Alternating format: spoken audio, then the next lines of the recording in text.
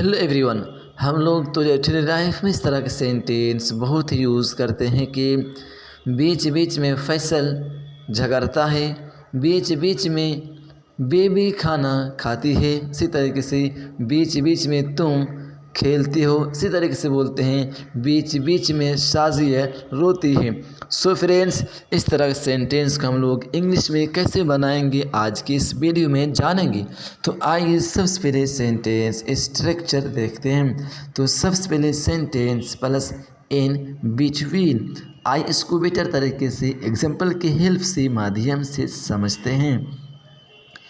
बीच बीच में फैसल झगड़ता है, बीच बीच में फैसल झगड़ता है तो हो जाएगा Faisal quarrels in between, Faisal quarrels in between. इसी तरीके से अगला सेंटेंस बीच बीच में बेबी खाना खाती है, बीच बीच में बेबी खाना खाती है तो हो जाएगा baby eats the food in between, baby it's the food in between. इसी तरीके से अगला सेंटेंस बीच बीच में तुम खेलते हो, बीच बीच में तुम खेलते हो तो हो जाएगा you play in between, you play in between. इसी तरीके से अगला सेंटेंस बीच बीच में शाज़िया रोती है, बीच बीच में शाज़िया रोती है तो हो जाएगा Shazia waves in between, Shazia waves in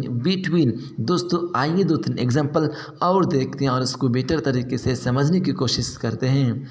बीच बीच में नुमान हंसता है, बीच बीच में नुमान हंसता है तो हो जाएगा नुमान लव्स इन बिटवीन, नुमान लव्स इन बिटवीन।